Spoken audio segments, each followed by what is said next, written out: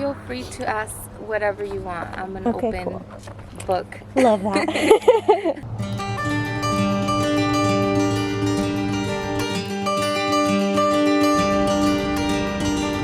My name is Vanessa. I am 32 years old. I grew up in San Diego. I come from immigrant parents, so my siblings and I are first generation here. Growing up, I had a very beautiful childhood, so there was nothing really there that triggered the outcome of me becoming an alcoholic.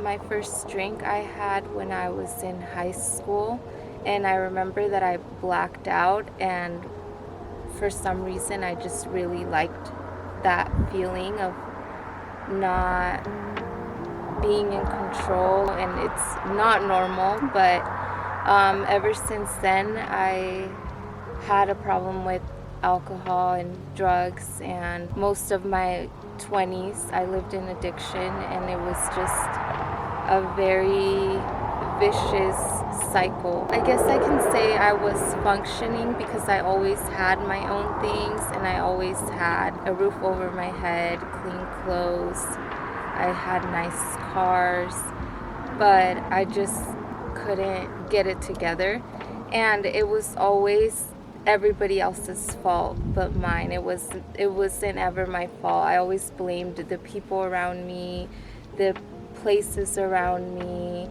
I couldn't hold on to a job for longer than 3 months. I wasn't responsible, and I was bartending, so that was a big problem as well, because I was always drinking with my customers, and I would just get fired, and then I would get a new job right away. I think being a girl in that industry, it's easy to get a job bartending. So this is towards like the end of my addiction. I had moved to Vegas because, again, everything around me was a problem. The people in my life were a problem.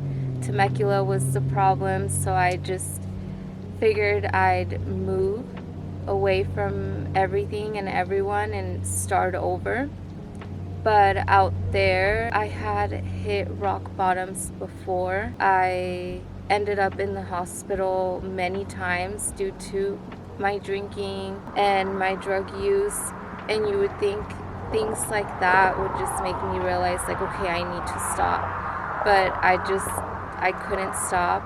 And when I went to Vegas, I just hit a totally different type of rock bottom. And I was only out there for 6 months, and I came back running. I had to come back or I was gonna die if I stayed out there. And when I came back, I moved back in with my parents. I hadn't lived with my parents in 8-9 years. So I thought moving back in with my parents, that was going to maybe slow down my drinking, and it didn't. And instead, I was not just hurting myself, but I was hurting my family, just them seeing how I was. And they never really knew how bad my addiction was until I moved back in with them. And then what really changed for me, or what made me make the decision to just do things different, was I woke up one morning and I was just looking at myself in the mirror and just like looking at myself disgusted with how most of my 20s were pretty much gone, and I had nothing to show for myself. I've lived in a lie this whole time because I was really good at making my life look good, but inside nothing was good. And I think I always knew I was an addict. I just never wanted to admit that to myself because I wasn't really ready to make that commitment or really ready to stop what I was doing. And I just became so miserable that I couldn't live my life like that anymore. And I ended up checking into rehab 3 days later. I just really knew that if I wanted to live a different life, I had to do something I'd never done before. That experience was really humbling. It changed my life completely. And for the first time in my life, I just listened to what other people had to say. I was always the kind of person that I didn't like for people to tell me what to do or how to live my life, but in there, it was just different. I had prayed, I was desperate, and I just prayed to God, please, I'm desperate. Like, I'm willing to do whatever you want me to do to just fix this, to move on from this. And I really think that He put me there for a reason, and ever since I haven't had a drink. I'm coming up on 3 years, and it's crazy because everything in my life now, the life that I get to live today, I just never even imagined for myself. So many new doors have opened. I never thought I would ever want to go back to school. I'm going to school now. I'm responsible. I go to work. I am able to be there for my family. I'm able to be a good sister to my siblings. And I just try to lead by example, and I guess show people that maybe have addiction problems that if I can get clean, if I can live a normal life, they can too, you know. Such a beautiful, special person. Thank you so much. Yeah, you share so openly, and I think that's what inspired me so much when I saw that, how open you are about your journey. Just the bravery is so inspiring. Why is it so important to you to be so open and vocal about it online specifically? So that's very important to me, to be open about it online, because I feel like that's how I got clean. I remember there's this guy that I went to high school with, and this is when I moved back from Vegas, that I was just depressed and miserable, and I couldn't get out of bed. I couldn't even get out of bed to take a shower. That's how bad it was. I just couldn't do the simple things, and that sounds gross, and it is gross, but I think when you're really, really depressed like that, you just can't. I remember I was scrolling down, I think it was Facebook, and this guy that I went to high school with had posted about his sobriety and how amazing his life was. And I remember him saying, if you're struggling with addiction, please reach out. If I can do it, you can do it too. I can help you. And I reached out to him because I wanted what he had. I wanted to get sober. I wanted to get clean. I wanted to live this amazing life. And when I reached out to him, he led me like, okay, you're gonna call this number, they're gonna interview you, they're gonna get you into this detox center. Once you're into detox, tell them you want to go to rehab, and they'll make all the arrangements for you to go to rehab. And I just, because of him, I feel like, and of course my will of wanting to be sober, but if I hadn't seen that, I don't know if I would have made the decisions that I made. And I think that a lot of people suffer from addiction.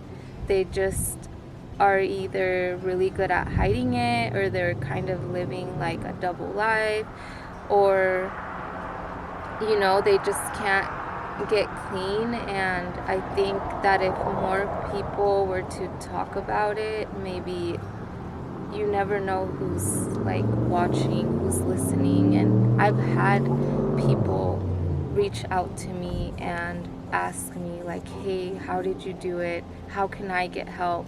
And I've given them all the resources that they need. Not everyone has gone through with it, but I know this one girl that's coming up on 2 years, you know, and it's just like a good feeling to know that now that I'm clean and sober, I'm being a good example to other people that may want to get clean or that are new in recovery. And I think that's really important for people to be open about it. Even if I get judged, that doesn't matter to me. I just want to be able to help other people. What motivates you to maintain your sobriety?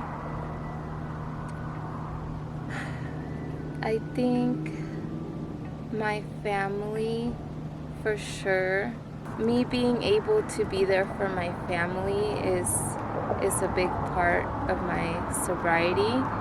But just the life that I live today is so different than what my life used to be. I used to live in chaos, and it was just non-stop chaos, and I feel like my life today is just it's gonna sound really corny, but I'm genuinely just really happy. I'm grateful every day that I wake up. It's such a blessing to me. And I think the problems that I have today are so silly compared to what my real big problems used to be, So just being able to live a happy, normal, healthy life and my family, those are the things that motivate me to stay sober. Is there anything that you know now that you wish you could tell your younger self just starting out on this journey? I wish that I would have known about sobriety a lot sooner. I think it wasn't that common when I was in my early 20s. I never really ever heard about anybody being sober. I wish I had people in recovery and people in sobriety, those types of role models earlier, That's why it's so important for you to talk about it, to be that voice. Yeah. Beautiful. I wish I had someone like me, who I am today. I wish I would have met someone like that years ago. So we never really know what it's like to be someone else, right? We all live from our own experiences. What's something that you wish more people understood about addiction and supporting somebody that's going through recovery? Addiction it's really how people say that it's a disease, it's a sickness. It really is. When you're in it, you know that you're hurting the people around you. You know that you're hurting yourself. But the problem is it's so much bigger than you. It's really hard to stop, You're not purposely hurting those around you. And I think a lot of times with people in addiction, if you have a family member going through that, a loved one, you have to come from a place of love to really help someone. I feel like when you're yelling, when you're coming at that person with anger, frustration, which is all valid, it just makes it worse. It doesn't help anything. It just makes it worse. And it's hard because they're going through that with you as well, But I think you really have to come from a loving place and just having compassion and just try to be there for them as much as you can. Well, for our final question, which is my favorite, and sometimes it's the hardest one, but what's your favorite thing about yourself right now?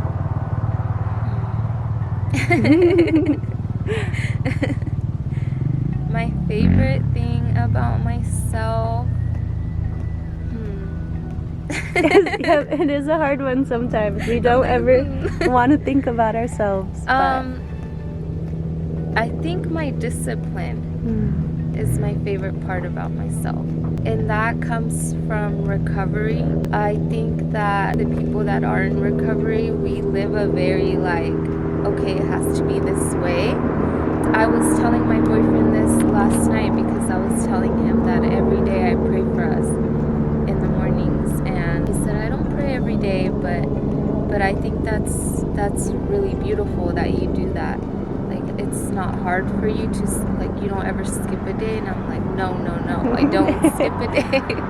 Because I think I have this routine, and that's how I start my day every day. I listen to worship music. I feel like the first 2 hours of my day I dedicate to God, and it allows me to just be grateful for everything in my life. Just being able to wake up alive is a blessing to me. Just being able to thank God for everything that I have, and I pray for the same things every day. What I mean by discipline is just like, okay, I'm gonna go to work, I'm gonna go to the gym after, I'm gonna eat good today, I'm gonna drink a whole gallon of water. It's like all of these little things that do make a difference, but it takes a lot of discipline to live like that every day, you know? A lot of consistency, even on the days that you don't feel like doing some things, like, I'm still gonna do it, you know? And I'm gonna feel so much better after. But I would say that's the thing that I like the most about myself, because I think discipline is hard. Yeah, for sure. It's really hard. Yeah.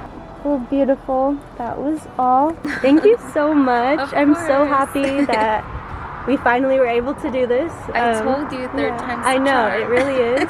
And that we stayed safe on these rocks. And that, yeah, you're willing to share your story and inspire others, and we'll see where this goes. Yeah. Thank you. I appreciate this so much.